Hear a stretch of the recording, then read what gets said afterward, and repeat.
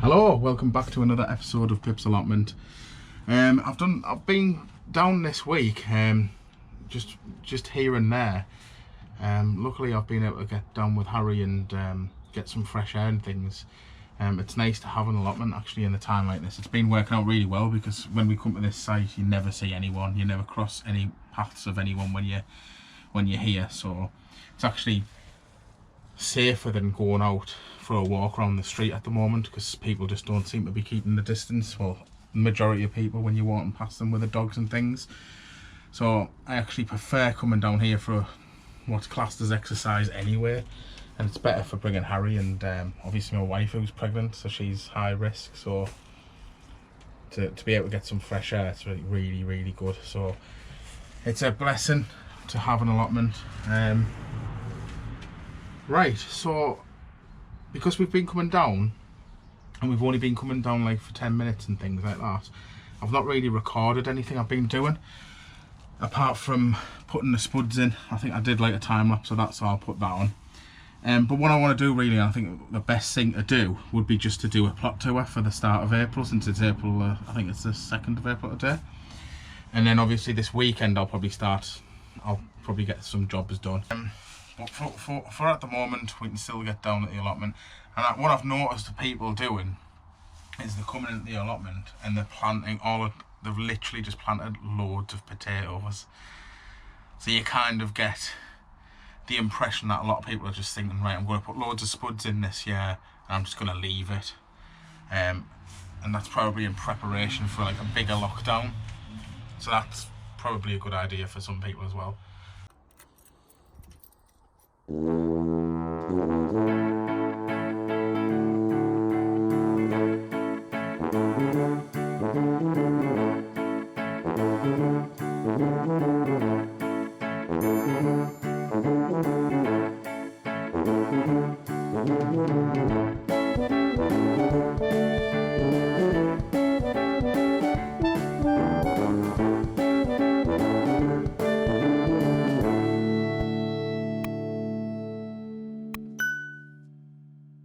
So yeah, it's nice to get down here and for some exercise, especially with the families. That's what we've been doing. So right, let's go straight on to the plot tour. It is quite windy outside, so I might end up having to do a voiceover. So I'll just see how it goes there. But let's go. We'll start in the greenhouse. So as you can see here, we've still got some peas coming through. This is the next batch. I'm hoping to get some more peas going.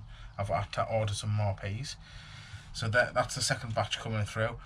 Now, because of the success with the peas outside, which I'll show you in a moment, I'm just going to do this from every year now. Either this or the guttering, where you put it in the guttering. I'm not going to direct sow. I might have put them out a little bit early outside, but we'll have to wait and see. There's still a chance that they've not rotted yet, so we'll wait and see. So just going from left to right, I've planted some little gems there, lettuce. Under these two here, I believe are courgettes, or pumpkins. So there's 4 pumpkins there. I think I've put 2 seeds in each. I'm not really bothered. I'll be happy with 1 or 2 plants this year. It's literally just to grow some pumpkins for Harry. Butternut squash all in there. Now they were from the Sutton seeds, and I was really surprised with the fact that I only got about 14 seeds in the packet, I believe.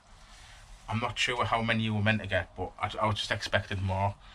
So that's hopefully between the butternut squash and the pumpkins, we've got enough to fill that bed out there, which still needs digging over all. Right, so we've got, I've potted on all these, so everything's looking nice actually, they're coming up nice. So these are the cabbages. We've got raw spinach there, just 3, because we can successfully plant them. And then we've got curly kale here, 6 of them. In here is the marigolds, so quite a lot of marigolds. These are the kohlrabi. Now, this is just an experiment for me. I've never grown any of this before. I don't know whether I might just pick them out and just leave one in, because I don't need that much. Over here we've got, now that says it's sprouts. Does that look like sprouts? And then we've got cabbages there. So we've got some nice cabbages coming through there. If we look, oh, that's a good sign that the courgette is coming through.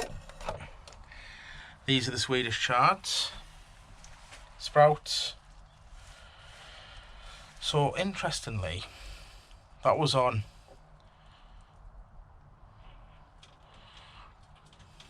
I don't know why that says the 4th of March. So they were done 4th of March. And they were done the 2nd of March, so I don't know, I can't remember. I'll have to check my spreadsheet. So that's looking good, guys. Now, as I said, I've done some potatoes. I've done 2 rows of Maris paper outside. Now, I'm just going to see what happens with them. I know the main crop, but we'll just see how they go. I'll just wait until the leaves die back and just harvest them. These ones are King Edwards, I believe. These are actually proper seed potatoes, and these ones are spuds that I had left from Christmas. We bought for Christmas, and I can't remember what they were. I don't know if anyone will actually be able to tell, but I don't know. And these ones here, they're some more King Edwards, so hopefully there's about another 2 rows of spuds there. Leeks are doing really good. Happy to just leave them for now. These are what's left of the marigolds, so obviously I've pricked them out, but I'll just leave them. And these are just like cabbages and things that I should have put another label in here, but I'm not bothered because it's just backups, and I'll be able to tell what they are. That's the same with these. There's the charts. There's another like 4 or 5 charts in there. They're the bright light ones. And I've ended up doing the same thing down here. So I've still got some spinach after I've pricked them out. I've just left them. April cabbages. They need pricking out. Spring onions. The sunflowers we set away in the greenhouse, and these are the sunflowers we set away at home. And these, I'm actually really impressed with them. I don't want to, I've put the support, well actually Harry put these supports in, but I don't want to support them too early because you want them to get strong. You don't want them to need to rely on that support. I've put chicken crap in, and you can see there the chilli plant is actually doing really well. Like, I'm actually surprised how well that's been doing. We have had some cold nights. Same with the tomato plants, looking really good. And like I said here before, and this is a row of radish, so I've just thought, well, I'm going to start putting radish in here. Might as well get some, probably be the first crop of this season for me. But that's the greenhouse, guys. So, and like I said on the last video, the cucumber didn't last, so there's a lesson learned. Way too early for cucumber plants. But yeah, that's how everything's looking. So I'm happy. I've got crops here, you know what I mean, and they should be hardy enough in here for. We've got the bubble wrap here and stuff. I do come down and cover them. We'll just have to see. So that's the greenhouse, guys. Anyway, so yeah, well, let's take you outside. I walk out the greenhouse, realise it's really windy, go back in to tell you that it's really windy, and then walk back out. So I'm doing the voiceover. So there you can see the 2 rows of spuds that I've put in of Maris paper. I've earthed them up early. I actually did that on that day, and I'm just talking about how I want another 2 or 3 rows there for them King Edward potatoes that I was on about.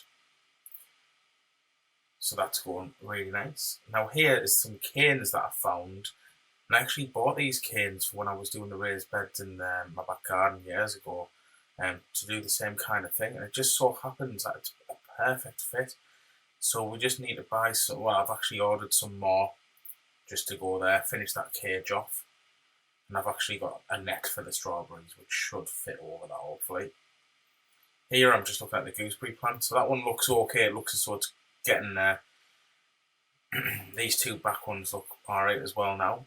Definitely picking up. Now that one, no sign of life. Rhubarb spreading out its leaves, and now I believe it's, you know, creating a strong roots system for itself. So we'll not harvest that one this year. And I'm just walking around to the onions now. So that's the 3 rows of onions there. And they were started from sets. They've definitely picked up this week. Now that bed had just shop bought compost put over the top, and that's beetroot sown. No sign whatsoever on there. Might have rotted. And here are the tulips, which look absolutely fantastic. So we're happy with them. They've come out really nice. And then we just go over Harry's little plot there. He's got like 1 onion. And he's happy with that. Now here you can see this is going to be the flower bed, and we've got the bulbs in here. These are all coming up really nice.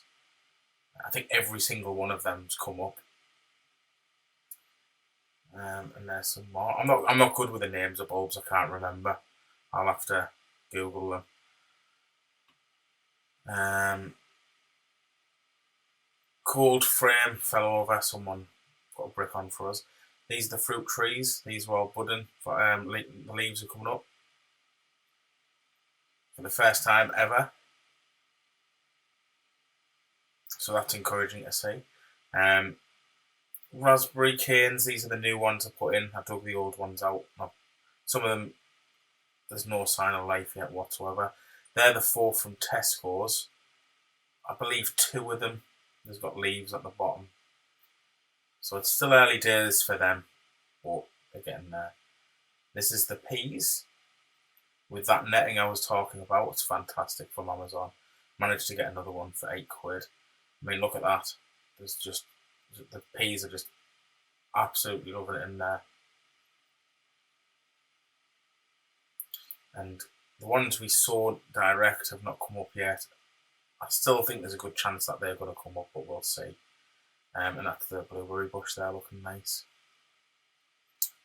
So yeah, there's a good view of the plot from there. I nearly tripped over there, by the way. But yeah, there we go. It's definitely looking a lot nicer than last year, and it's definitely paid off. So thanks for watching the tour, guys. Now back to me in the greenhouse. Hello guys, so that was just a quick tour. You can definitely tell since the last tour video, if you go back to that, how things are starting to definitely come along now. It's only in the past week that things have definitely started to thrive. One thing I would say is, like, the net I got with the peas is absolutely fantastic. Now on my last video I think I put like a link to it, and I think that one was a tenner, but I was looking again, and I found one for about £8, and then it come the other day, so it's exactly the same. So yeah, I would definitely recommend that. You can see how well they're grown under there. But like I say, I think the loo rolls with the peas, because they do take quite a long time to germinate anyway, peas, even in here. But you know, it was just so easy to plant them out and get the spacing right, and then, you know, with the netting and things, that they're going to grow well. So I would definitely recommend that. So that's one thing. There's the first thing. Well, after the cucumber was the first thing that I've learned this year. Way too early for cucumbers here, and it wasn't necessarily like any frost or anything like that. It was just too cold. It was just too cold. And